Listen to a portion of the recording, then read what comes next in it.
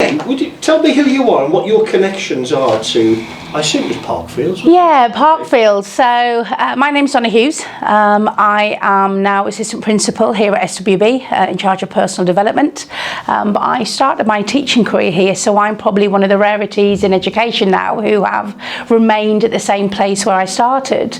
I started in what was our learning support unit on the Wolverhampton Road east site of Parkfields, working with what you would say some of the most disaffected young people and not in mainstream classes, which was a brilliant experience for me in learning how to be around young people.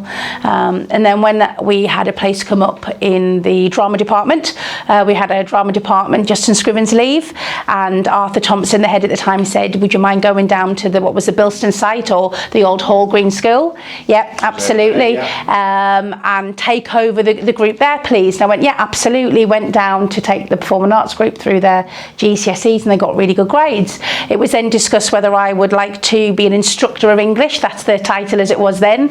I call it now a apprenticeship in teaching. And I went, absolutely. My degree's in drama and focus on literature and media. So I went, yeah, give it a go. So I started then as a trainee in English and had an A4 sheet as an entire scheme of learning. Had the brilliant ambassador of Sue Watson as my mentor and my head of department, who was absolutely wonderful, and it was very much get on with it in the classroom. When was this, if you don't mind? So I moved to the Midlands in 2001. I started at Parkfields in 2002. And then I began teaching in 2003. So I've kind of been on this entire journey, did my GTP, still remember all of my groups very, very fondly. And then I we amalgamated MFL in English to be a communications department. And then I had Jazz Sanger, who, again, a brilliant member of staff that I've worked with, who was oversaw both departments. And at that point I was second in department, relatively newly qualified teacher.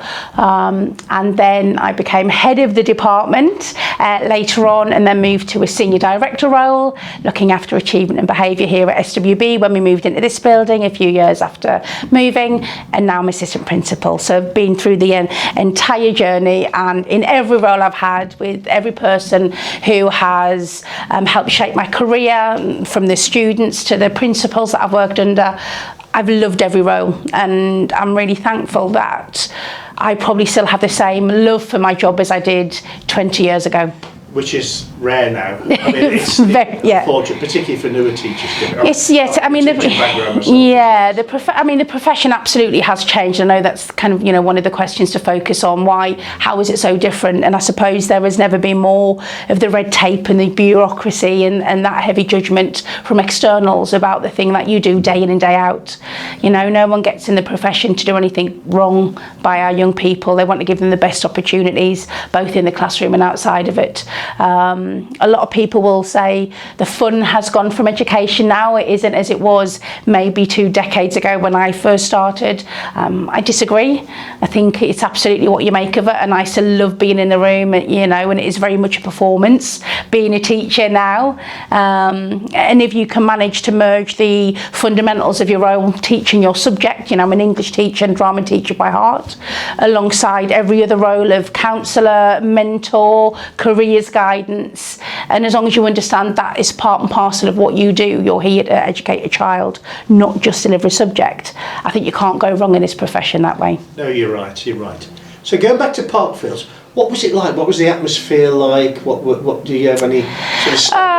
It was, I mean, God, probably far too many memories to recall, I can tell you the faces and the names of the students. I remember, for me, my very first teacher, and in those days we had bromcoms to record the registers, these grey cumbersome booklets that look like now a child's leapfrog learning pad where you just had to tick. And I remember going into my first lesson, and it was creative writing, and I was told about this one student, Ryan Forrester. I remember his name vividly, and they went, you'll have a nightmare with him. He'll refuse to take off his cap. He'll refuse to do anything that you ask. And it was very much this kind of negative impression. And I remember this first student walked in. Multiple students were wearing caps at that point, so it was hard to distinguish who he may have been. There certainly potentially wasn't the immediate rigour walking around the building, the old school building of floors and corridors. I went, good morning, sweetheart. I said, come on in, take a seat. I said, just take your cap off. Got everyone in, sat down, did the register, did the lesson. It was as calming and chaotic as it could have been, given my first time in front of a room with all of these 16-year-olds looking at you when I'm not much older than them. But they received me very well. Did the register, kind of walked down, and you're trying to look at the names and look at the faces to know who matches because you don't know them.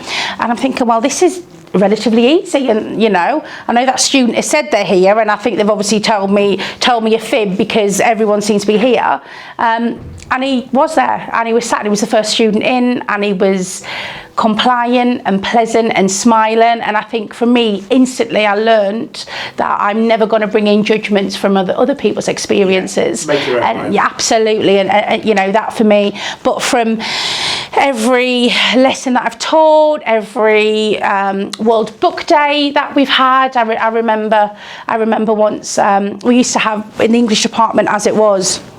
It was a traditional corridor, unlike the building that we have here, which is very open. And we used to have these competitions on World Book Day. So we had Wonkaland versus Wonderland. We had Gothic gangplanks. And I remember I dressed up as Frankenstein's monster. So I had this kind of full grey cheesecloth tunic and this full latex head. And I even went out on duty at the end of the day. We collected money. And I just grunted for kind of most of the morning to start with. And students were like, who's that? Well, it can only be Mrs. Hughes. She's the only one daft enough to do that, and kind of parents are getting involved. To the Diwali disco, such a rich kind of culture as Parkfields and what is SWB now that we've managed to maintain. To bringing in my toaster from home to make the kids breakfast in the old staff room at the end of the English corridor on the morning of exams, and kind of health and safety not being there and not being aware that if anyone had a nut allergy and bringing in peanut butter, there wasn't that rigour there was back then to ensuring that they had the best time. I was talking to Sarah Woodbine about the expectations of students now. How has that changed over your time? I think because of the heavy judgments on schools, I think you always have the highest expectations. You always want the children to be the best version of themselves. You always want them to be compliant because that's part and parcel of the world they live in. But 10 years ago, 15 years ago, there wasn't the rigour on learning students about fundamental British values or all the external factors that shape their lives. And I think those expectations are far greater on students. I think undoubtedly in recent years COVID has absolutely had an impact on young people and their families, and going back to pre-2020 standards has proven difficult. Students trying to get into back into routines, having the comfort of being at home, not that academic kind of challenge there as much as I was responsible for helping dish out in excess of 400 laptops to students in this school. Parents coming in, signing contracts, getting them out there, teaching them how to log on and access Teams lessons. So it's certainly far more rigour than there ever has been. And I think that's absolutely right, but I think it's right for the students, not just because it's what external bodies and trusts and Ofsted may say. Yeah, and I think, thinking back to my school days, I don't think there were any real expectations of us, particularly. There was. I'm not saying that we were left, but we weren't. You had your consequences. You knew if you did this would be the consequence. Yeah. But above and beyond that, now we have these routines for learning, expectations of how to enter a room and leave a room. And other than don't hurt each other when you're in the room and don't throw a chair, there certainly wasn't that structure that you have nowadays. What about? Were you at the school? I assume you were when the Hall Green kids used to when you used to come down to here. So obviously at that point it kind of wasn't. It was a Hall Green building. It was still classed as kind of SWB, and what you had is a pretty diverse demographic. Kind of kind of Bilston site was, you know, arguably more predominantly white British, and that wasn't the case of Wolverhampton Road East. And what happened is we'd originally bused the students from down this end up to Wolverhampton Road East, and I can remember the students being quite vocal about, well, why is it us that has to travel, and why is it not them? And what we didn't want to create was this kind of us and them divide. So Kerry Insker, who was the principal at the time, she was officially the first proper full SWB head. We had Rob Resides, who was an interim principal, and Caroline Sutton, who came in as an advisor, who's currently, I think she's now head at Dormston School.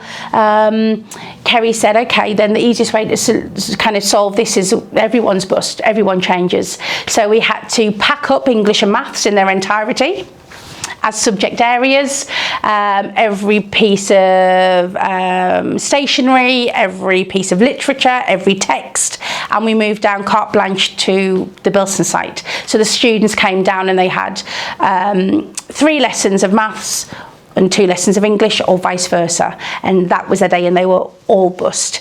And we were down for a year. We invested in painting the building SWB colours, so this blue and yellow and this old Victorian building, and you know, trying to put in projectors and new whiteboards to make it as, you know, interactive as it could be. And then within a year I got pulled into Kerry's office, and with a very hushed breath and behind her hand she went, we're going back to Wolverhampton Road East. And we're going back to Wolverhampton Road East because we've managed to secure funding from Building Skills for the Future for the physical building. And then obviously the old Hall Green building as was knocked down, and we had we're really kind of thankful to have an event there. We tried to best in the community to reach out to anyone who had been a teacher or a student there, to kind of come back into the building, look at everything, take some literature. There was still the old library that had in text from the 70s and students' names written in it. So it was a lovely event to talk to people who were in their 50s, 60s, 70s, some of them even in the 80s, coming back to talk about their experiences from... Yeah, because it's a very Victorian school, wasn't it? Absolutely, you know, and even those that were, you know, were around when they actually went through the, you know, the boys and the girls entrance, you know, and what that felt like, and then to see that part of the kind of the history of this area go. And then, which is now obviously an expansive space for our football pitch, and it's interesting talking through the stories about students not knowing the kind of heritage, and part of what we do with our assemblies kind of rota is about belonging to Bilston and understanding what an impact that had in this area. Part of this project really is because the children who come here will come to a lovely new building, but perhaps won't realise what's led up to this. And there was obviously room at Parkfields for all of the Hall Green students. Yeah, absolutely. And what was the feeling between the two? It was tense to start with. I know historically when I first started at Parkfields, it was very much Colton Hills was the enemy school because geographically it was close by, and you heard all of these stories about planned fights after school, and not one of them happened. In my existence there, not one of them happened, and we felt very much that might be the way. And certainly there was some vocal opposition, but no, thankfully no physical opposition, and ultimately it's a case of this is how it is, let's get on with it and let's make the most of it. So what was the feeling when you found out that, well, not necessarily for you, but what was the feeling in the school when they found out that everything was going to close and they were all here? I think there's always an element of sadness, and why us, and why do we have to move down there when certainly kind of Wolverhampton Road East, what was Parkfields, have been there such a long time.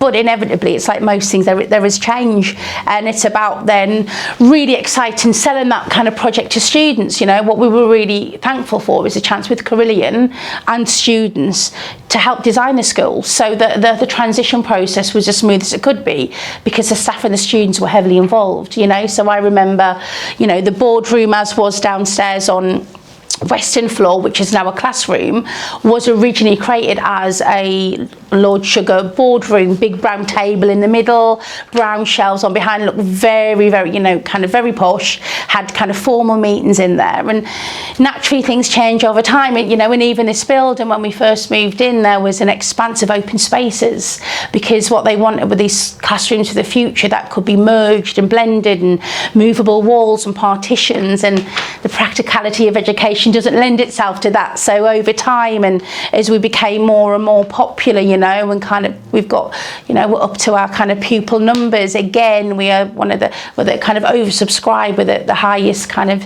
you know, kind of first choice of school in this area. There is a bit of a change, isn't it? Because from what I hear, that Parkfield's had a bit of I guess a negative reputation. Yeah, I think, you know, and but I think it's one of those things that I think is very unfair, you know. For me, every experience I had there was mostly positive, and there were some really hard times, you know. Within my first couple of years, we had the suicide of one of our students, and the story that came, one of our sixth form students, the story that came alongside that, and her own struggles. But the students have always had character. They've always been, you know, I'm from the northeast, I'm from Sunderland, and it's very much the kids are saying, well, if you came from that area, miss, and that was crap, why are you coming to this one, because this is crap? And I'm saying it's absolutely not, you know. And I've always got the fondest of memories from, you know, particularly my very last English class as an English teacher in that building, you know. And I remember vividly, I have a photo, I can find it for you, I'll bring it to you so you can have it, but of the last day and all of the students outside and tying their old Parkfields ties around the green fence, which is, you know, still there, because obviously they had the kind of new SWB ties, so the old Parkfields ties got tied around. So I, you know, vividly, you never meant to have kind of favourite classes. I certainly don't have favourite students. I have some that are more memorable than others for things they've done, but my very last class, kind of English class at SWB on the Parkfield Road, and my very first class in kind of W14 at SWB here, will always very, very strongly stay in my memory. And what's really I'm really thankful for, some of my students now are 34-year-olds, you know, and live in another side of the world. Thanks to social media, I'm able to go, you know, can you come into school and can you speak to students about, and we try and kind of maintain that legacy there. So I've had, you know, Emma Bates, who's talked about her journey to be a dancer and open her own dance school. I've had, you know, students come in who were primate keepers at Dudley Zoo, who've been on X Factor, who were tattoo artists, who were personal trainers, and everything in between. You know, they've come back to share their stories, and because they've got that link with some of the kind of staff that are still in the school, and we are few and far between now, those who are legacy staff, were able to still have that connection, you know. So I'm now seeing students that have now got married and had their own children. And what's really scary for me is last open day in October, I had 17 students who were here whose children are now starting in September. So if ever there was a more humbling, sobering moment about age, because I don't still think I'm no different to how I was 20 years ago, other than maybe the grey hairs on my head and a few more lines, that was a very humbling moment to remind myself that I am aging. Yeah. But I suppose, like, you know, I said earlier, I don't feel any older because the kids and, you know, the journey you're part of, and because I love it so much, keeps me young. Genuinely. It is good to hear.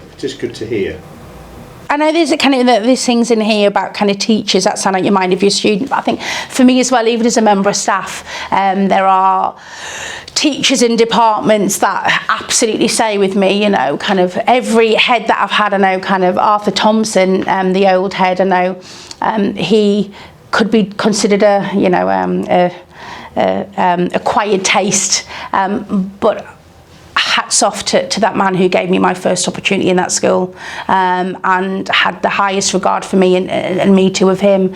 You know, I remember him going, well, we've not had a school show in years, Donna, should we have a school show? And I remember going, yeah, absolutely, not a problem, I'll do that.